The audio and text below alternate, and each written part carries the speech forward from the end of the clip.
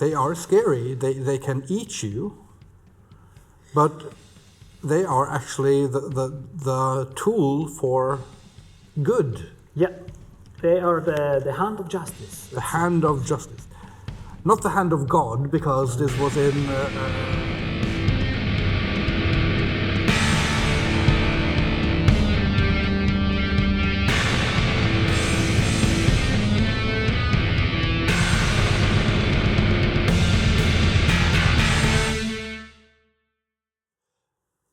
Hello and welcome to the pilot, I think we'll call it, for Drawn from Mythology, which might be the name of our new podcast / YouTube show, where I, Kim Diaz Holm, also called Den Unge Herr Holm, draw stuff. And I talk about it with my co-host, Luke. Why don't you introduce yourself, Luke? Hello, I'm Luke, or Lukas Wozny, and I'm a technician, stage technician, backline technician, and a person of many traits, and anthropology of culture. Yeah, because we met through the, let's say, through the rock and roll world, and we started working a little bit together a couple of years ago. And you helped me with a lot of filming and trying to manage the chaos that is me. However, we went to Inferno Festival together, and you had to handle me as I had to handle you. Yes, because I'm not chaos as well. Yeah, and I knew from these rock and roll circumstances. But you are also an academic with you have a master's in, what was it? History and theory of culture. Yes. And the idea is that I will start drawing something, and we will be talking about a topic. We have talked a little bit about this beforehand, so I know somewhat what I'm going to draw. But the audience may not know what I'm going to draw. But the theme for this first episode. Now Luke is looking at me with fear because I've changed the theme like 5 times now, even though we just recorded 4 attempts at this. The theme is rats. Yes, they are rats. And when I tried to find things about rats in myth and folklore, I have to admit, I didn't find a lot. Because in Norwegian mythology and folklore, there's no rats. And I think a lot of people will say, yeah, but what about the rats and the Black Death, the plague? But it seems to be a much newer idea. It is, and there is a reason for it, of course. You need people to have rats in a huge amount of numbers, and you need as well to have some resources so the rats can eat. What is the land in Norway? How plentiful it is. Norway isn't a plentiful land, so rats are relatively new to this land and came after urbanization.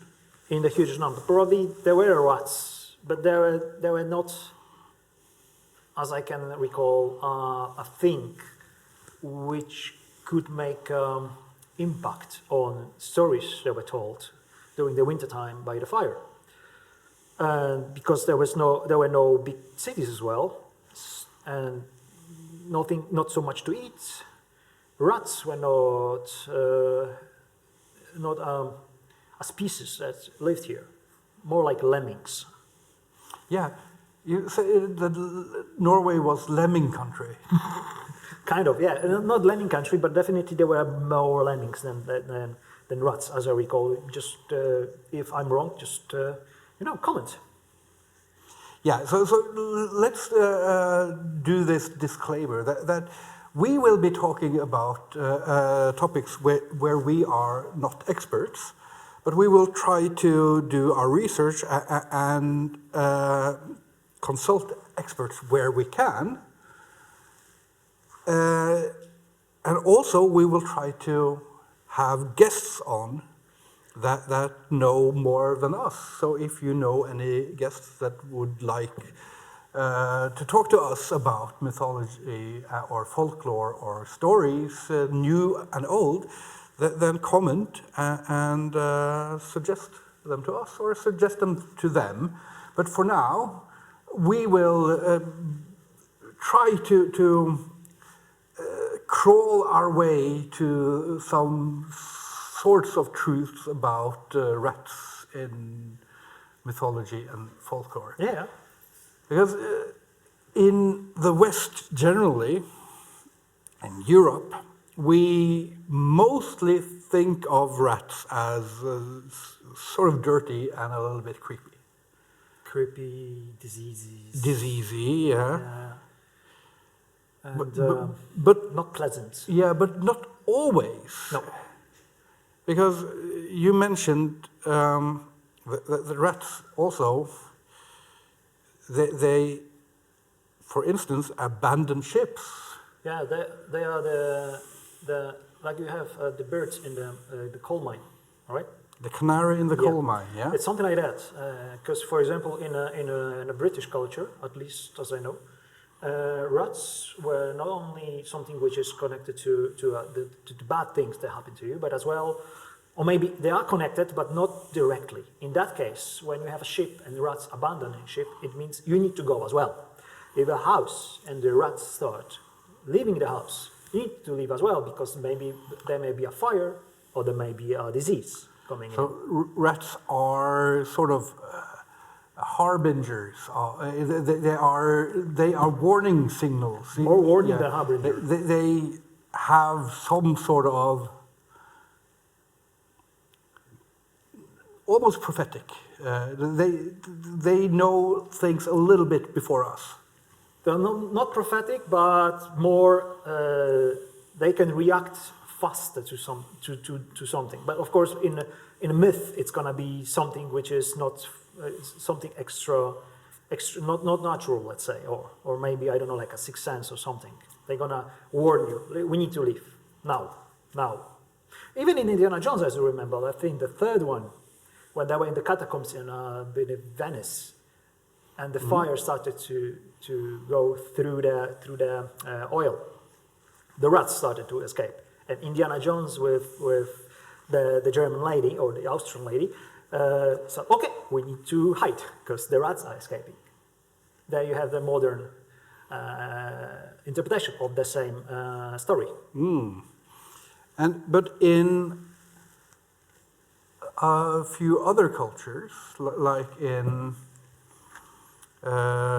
China, you have the rat zodiac. Yeah. So we're in the year of the rat now, I think. Yes, we are. But I tried to research that a little bit, and the problem with researching anything related to astrology is that all you get is astrology. Which isn't just a problem with the Chinese zodiac, but also any myth that is connected with the European zodiac. It's very hard to get past the layers of astrology. Yeah, because you look through your own lenses. That's why. And what I did a small research about other cultures and when it comes to rats. By the way. So researching rats is way harder than some other, let's say, animals in the culture. There's way less resources about those. Although we didn't research a lot of those animals, so let's see what the future will bring. But in a Chinese culture, the rat is a symbol of a wisdom, wealth, and good being, for example. And has the highest position among the 12 animals in the zodiac because it's cunning and wise. And rats are cunning. Oh, yeah. I actually have always had a personal love of rats. And when I was a kid, I had pet rats. One of the things you notice with rats is they have a lot of personality. Oh, yeah.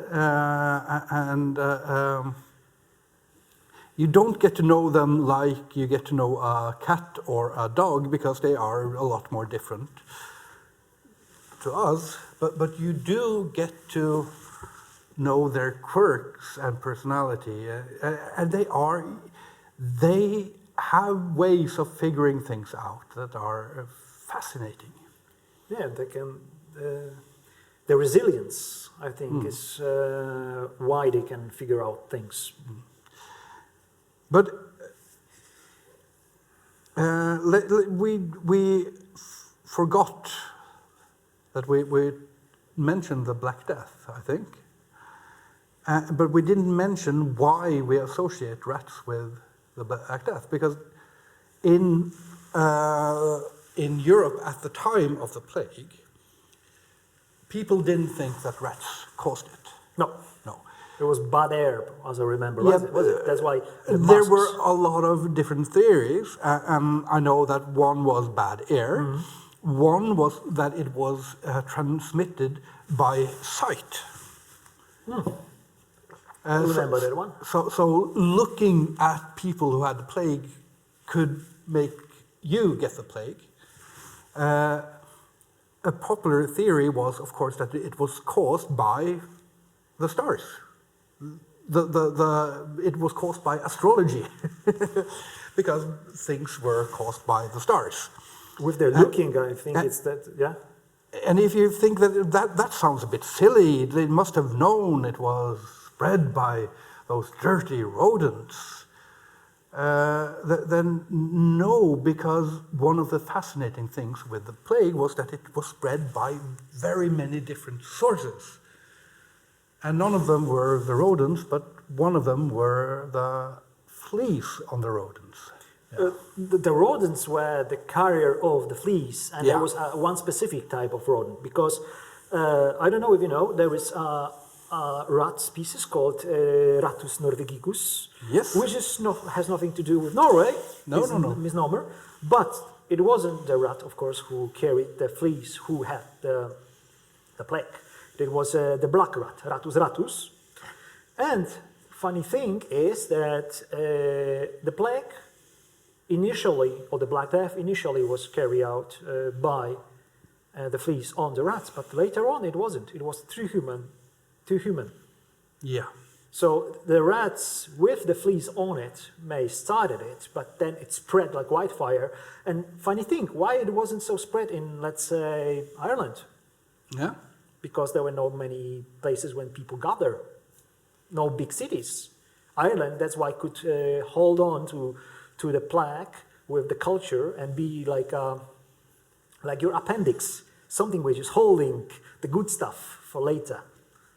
That's what I would think about it. So the rats with the fleas came to Europe, started to spread the disease, and some places were hit by it very hard, like Great Britain and Britain and France and like the continental Europe. Some weren't. Ireland wasn't so much because there were not so many people in one place. And in Norway,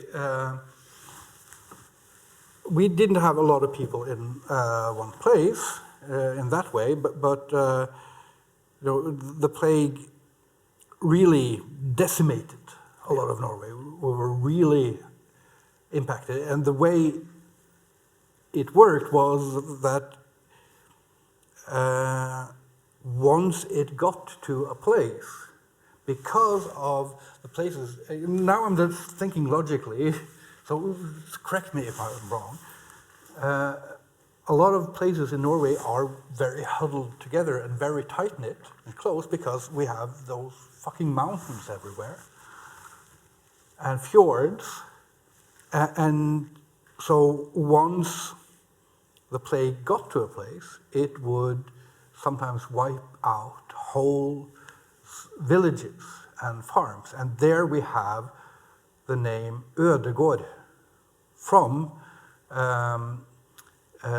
farms. So a gård is related to the English word guard and is a farm. It is an enclosed space. And Øde means desolate. And Ødegård is a very common Norwegian last name, and it's from families that settled into an øde gård. So hundreds of years after the plague, they settled down in a øde, in a desolate farm, and became Ødegård, like a football player, I think. But the rat is not the cause of that. No. How it became? That's a modern invention when we discovered the bacteria, I think. Yeah. The Yersinia pestis. And then we figured out, it must have been the rats that carried it. But that was not completely true. Partially true.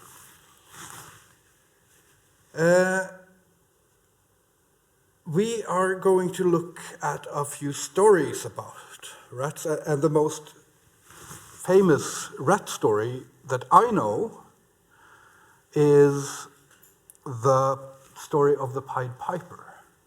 German story. Yes, the Pied Piper of Hamelin. Hamelin. I forgot. Hamelin. Hamelin. Oh yeah. You're the one who's supposed to know German. Because I'm half German. Yeah. Mm-hmm. Yeah, but I think it's Hamelin or something Hamelin. else. Yeah. Yeah. So in that story, there is a real city, and it's a dated story.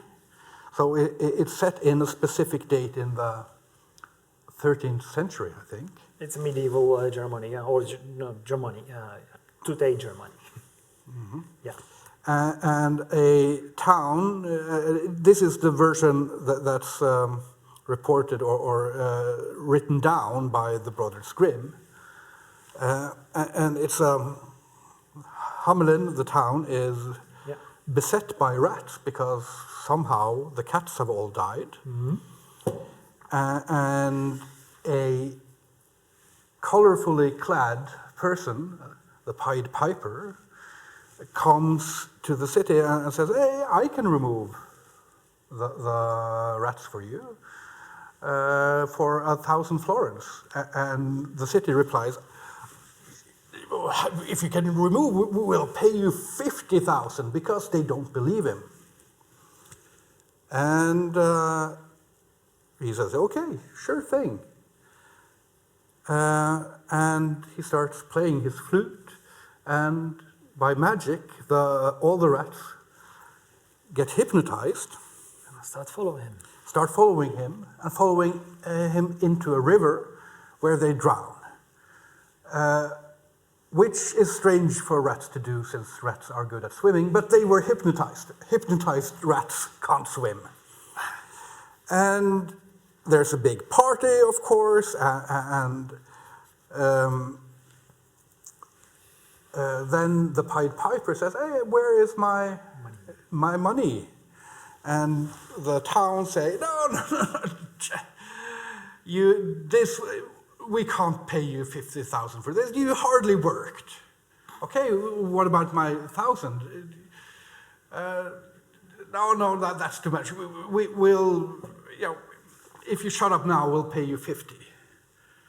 And he gets pissed off, and either comes back that night or sometime later and plays his flute, and 130 children follow him into a magical cave and disappear. And there is an avalanche, and the cave disappears as well. And the city is 130 children less. Oh yeah. And the thing about this story is that it might be true. in some sense. There seems to be some sort of commemoration of 130 children who disappear or are lost or die around the time described in the fairy tale. And a few years after, there is a stained glass window in one of the churches that commemorate the missing 130 children. And 100 years after, there's another thing that commemorates them. And gradually, things start adding to the story. So first, it's 130 children missing. Yeah. Then they are captured by a sorcerer. Then finally, in a quite late edition, the rats come in. And the rats are sort of besides the point. They're not doing anything. They're just there as a reason for this Pied Piper to take the children. But I'm not drawing the Pied Piper. No, you don't. No. But there is another story from Germany, I think, about... No, it's Polish, but Germany has a similar one. Yeah, let's start with the similar the German story. The German story is about... I don't know that so well. I know the Polish better. The German story is about a bishop called Hetto, with doppel-T, with double T. And he was... I forgot what was the city he was from.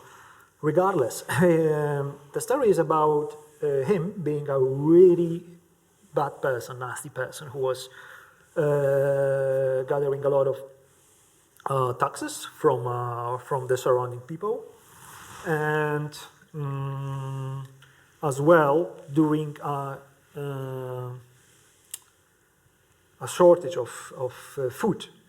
Took all their remaining food and how it is called?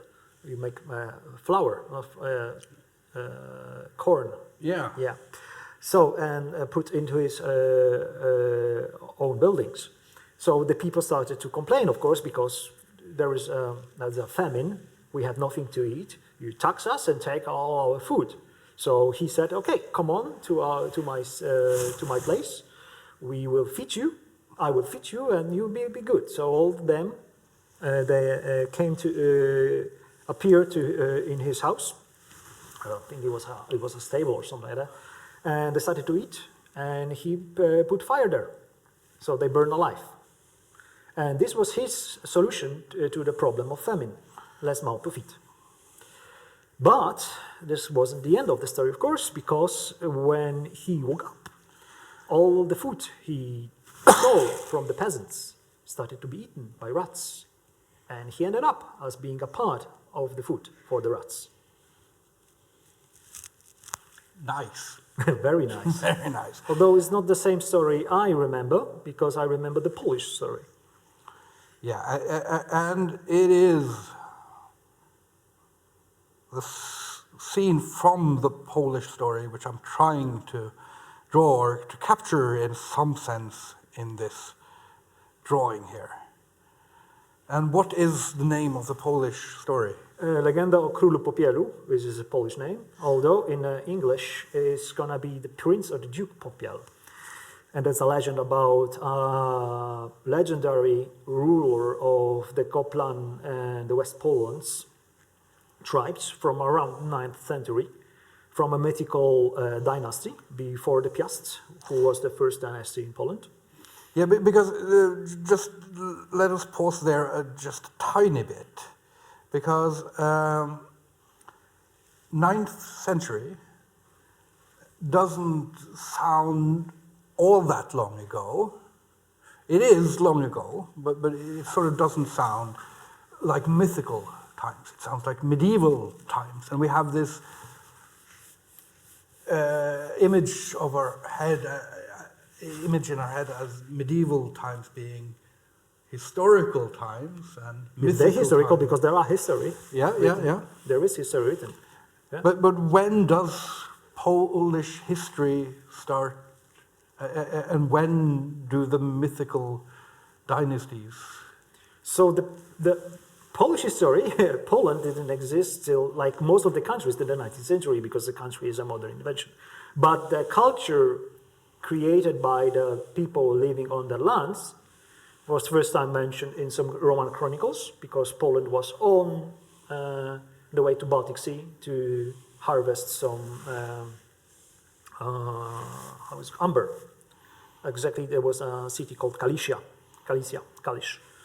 But when it comes to the lands of Poles, the written history, how it's come always in Europe starts sometime when the country was Christianized. Yeah. So this was the 10th century, because it was 966, where it was the Baptist of Poland, with the first dynasty, as we know of,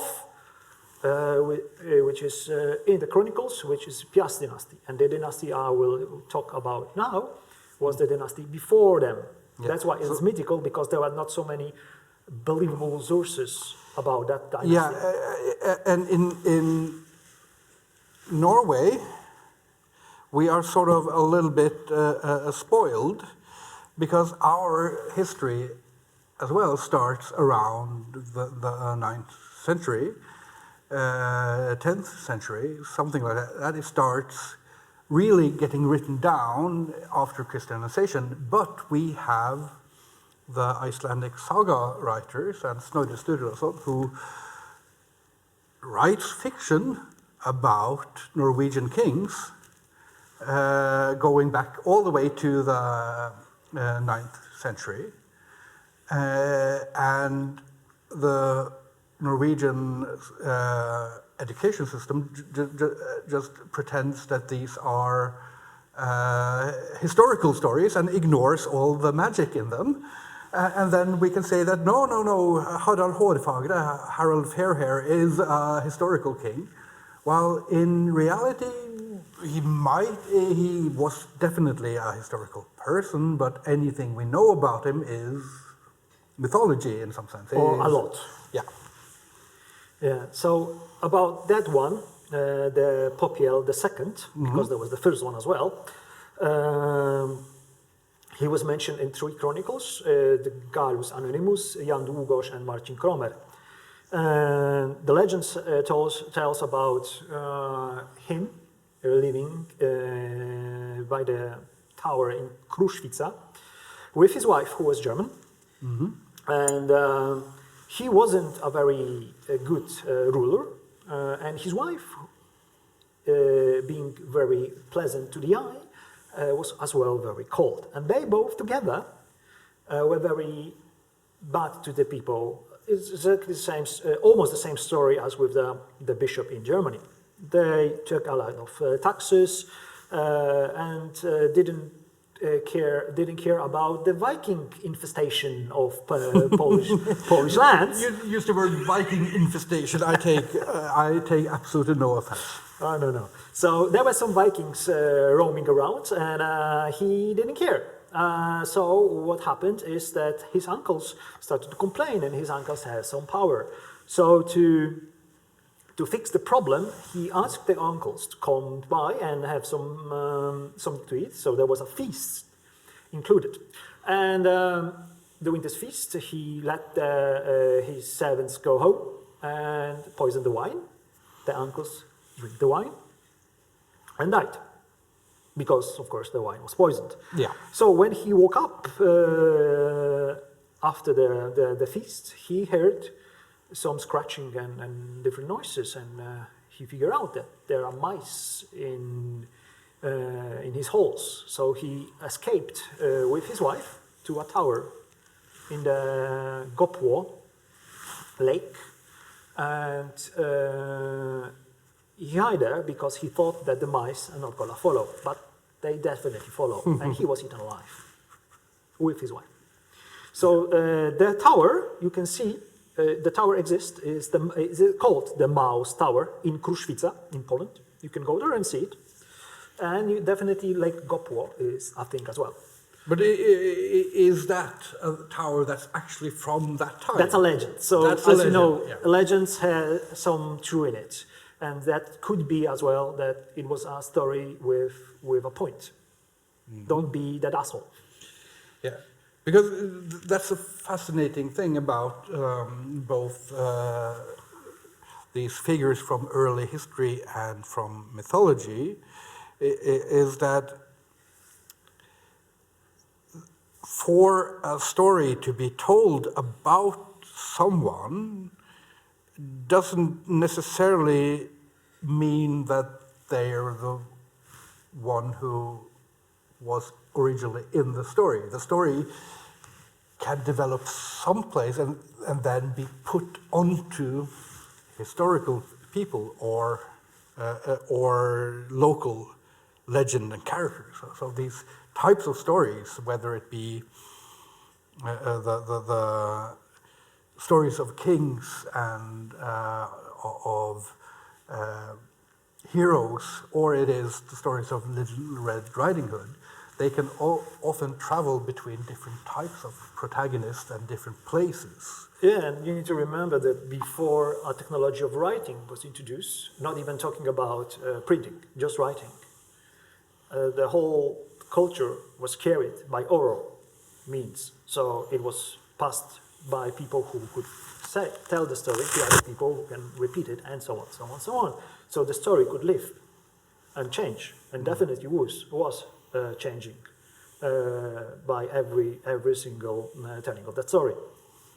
So, and it was adjusted to the times, and the people or beings in that story were as well adjusted to whatever the story was talking about or was needed for.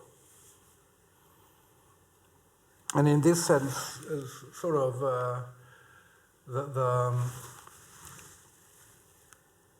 what we're doing today when we're adapting old stories and myths to new formats and telling the story of Romeo and Juliet with Leonardo DiCaprio, that was in ancient times as well now. It was the 90s. I was young in the 90s, let's be real. Yeah. It's sort of the same. We've always taken these stories and adapted them in some sense, I guess.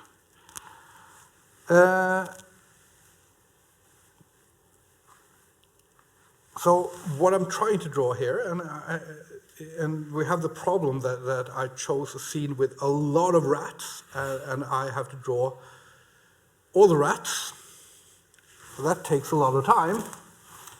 But it is the end scene of the Prince Popiel.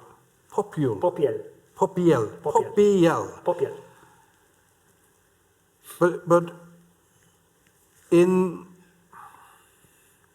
modern stories, we have a few rats as well we can talk about. Mm-hmm. What's your favorite rat in modern stories?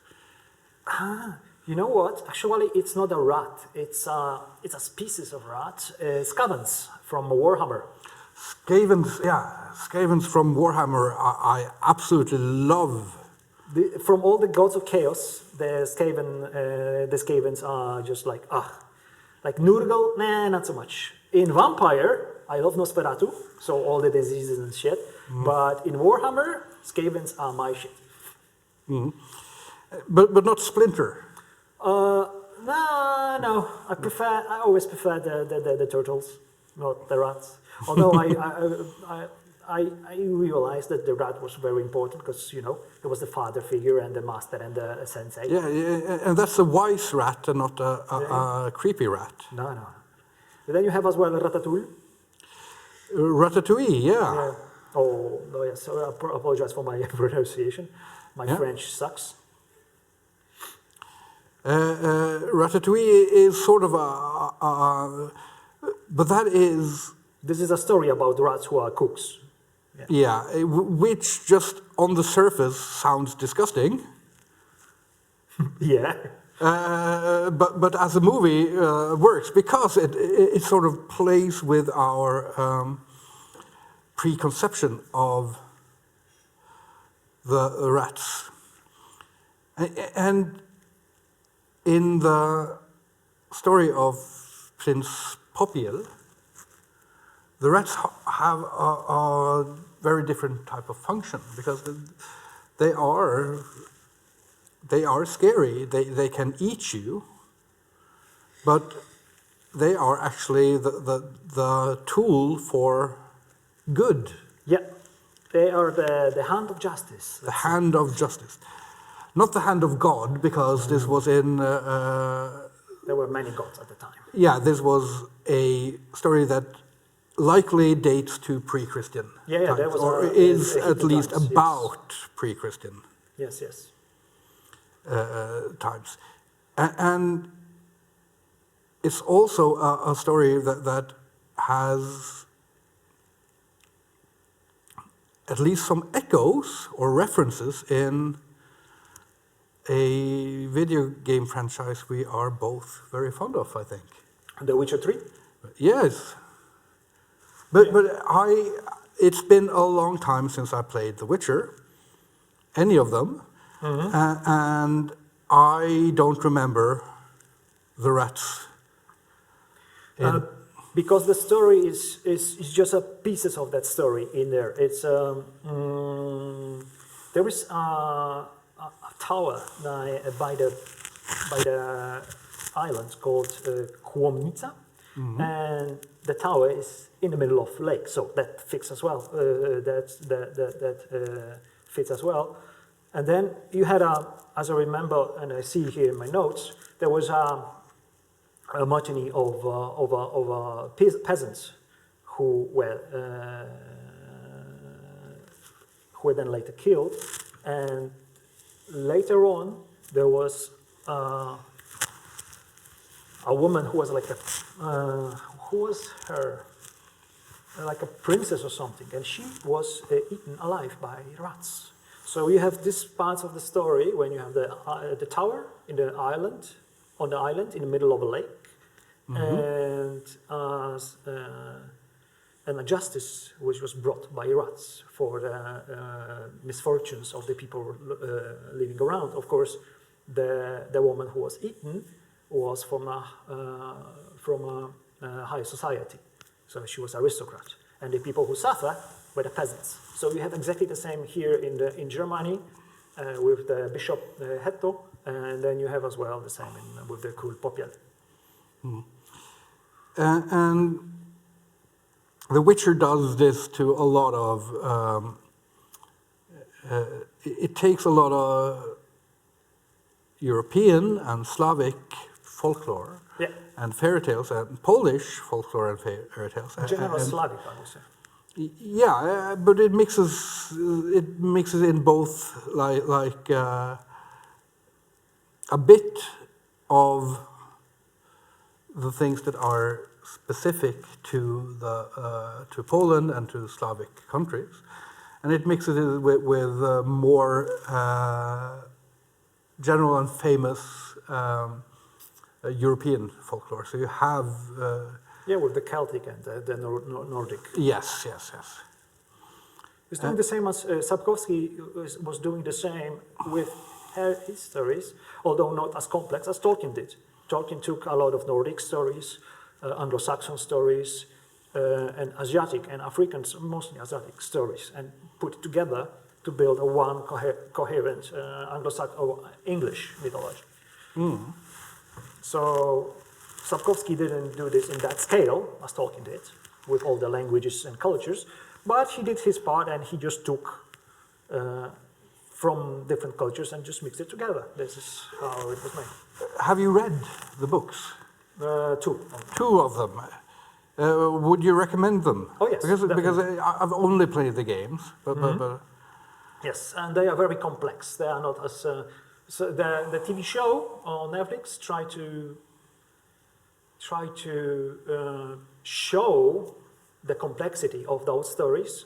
Couldn't do it as good as Sapkowski did, Definitely the first season, because second season just went for me like, not so much, and I haven't watched the third season at all. So yeah, the books are very good, and if you can read it in Polish, do it, because it's awesome. It's every single time when you read a book in the native language, it's going to be better than it's translated. But I haven't read it in English or Norwegian, so I have no idea how it was translated. So yeah. Oh, when I was looking for what to draw for this, I was also looking at stories of rat kings. You know what a rat king is? Oh yeah. Would you care? Explain? Yeah. So rat king is a few, some amount of rats bind together by tails, and this is a real thing. You can. This is probably a real thing. No, there were some photos, and when I was doing some research, there were found rat kings, or the thing which is called the rat king. So I'm saying that it's probably because yes, there are photos, there are found examples, and there are even found examples with some living rats in them. But it's also possible to fake them in very legendary fashion. Yes, so we have examples of them, but they can still be fakes. We haven't found, as far as I know, found a viable solution for how exactly they are formed. But the theory is that rats huddle together in winter, and then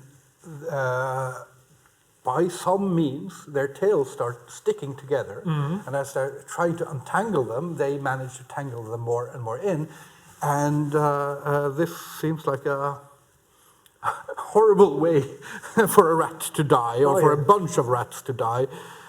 But they can also probably live quite a long time, because rats also are known to help each other. So they can survive in this weird cluster if it happens naturally. I will put in the if there. Yeah, we shortly need to wrap up. So how far are you with the painting? How much time have we used for this? We've used an hour. It's coming to an hour, yeah. Yeah, I need to wrap this up, which means... Wrap this up, yes, I need to wrap this up, which means I need to hurry and put in some looser lines, because I've been maybe a bit too strict with these rats, and they can actually be a little bit looser. Here's a flying rat.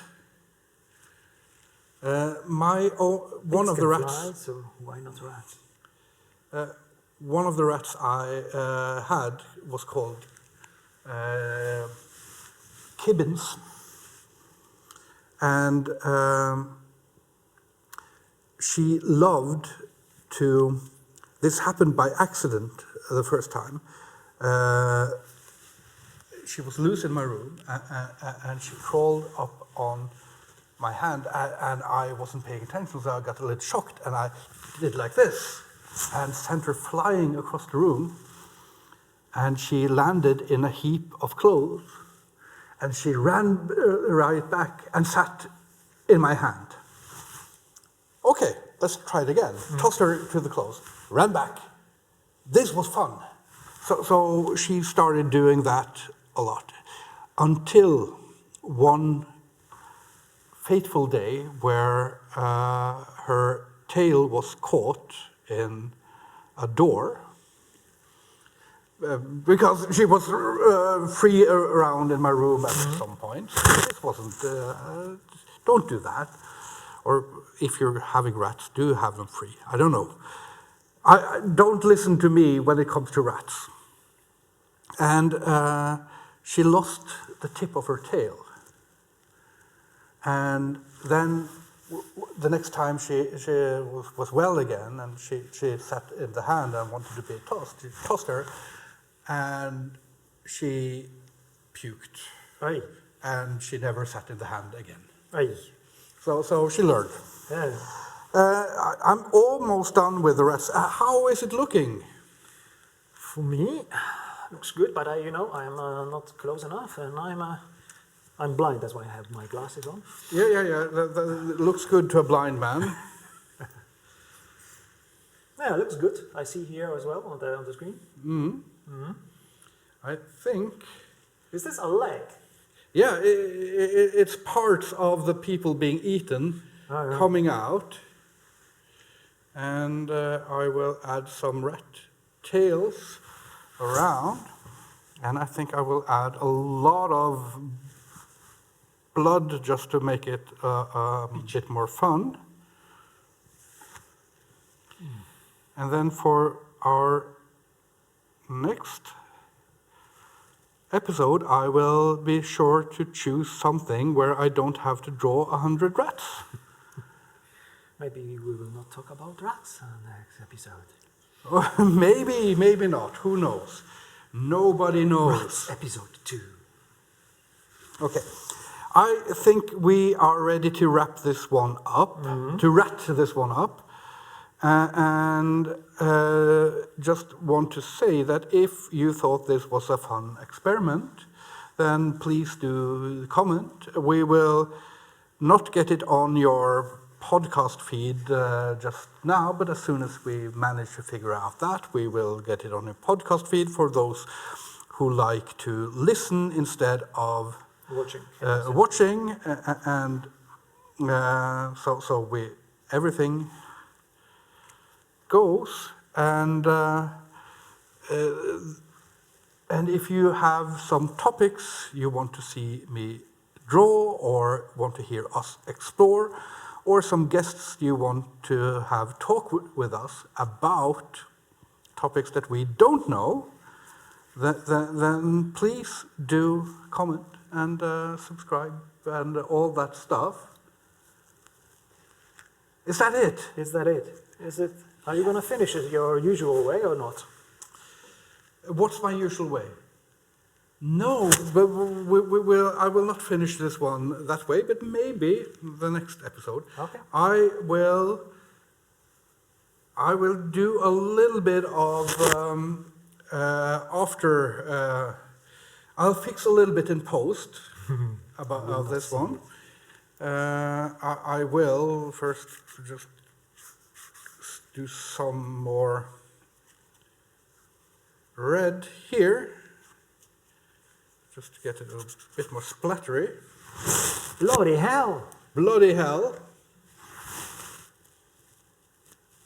Actually, this might work. I mean, yeah.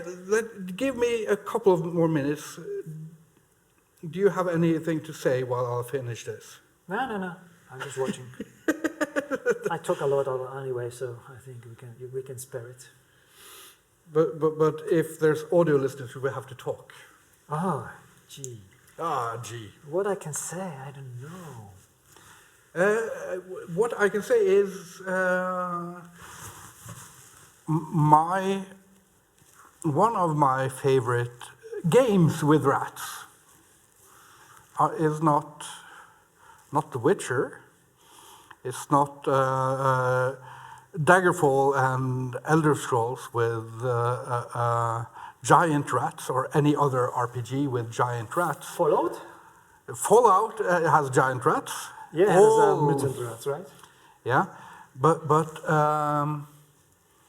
A Plague Tale, the Requiem, A Plague Tale, and what's the other called? These are two games set in the Black Death, made by the same company that makes Microsoft Flight Simulator. Wasn't it Microsoft? No, it wasn't. It's a French company. All right. And they are really good, like, stealth games where you have to hide from evil Catholic people while frolicking around the European countryside during the plague as two kids. And I know I need one of them can Catholic control rats. So you have an army of rats that can eat the evil Catholic guards that you don't want to find you. And there's a very bad, I don't know if it's a bishop or cardinal or pope or something. The Catholic Church doesn't come good out of that game. But very, very good games. It's say sort of Catholic, I would say the history Catholic. So yeah, I say that maybe this is it for this drawing, and I'll sign it, try not to fix it in post, and maybe I'll do another version of it sometime later if, yeah. Let's say we're done. Are we? We're done. Looks good. So let's wrap this up, and I thought we had wrapped it up. Yeah. Let's but say something to people. So thank you very much for watching, listening to us, and subscribe and like and all the other YouTube shit. The end.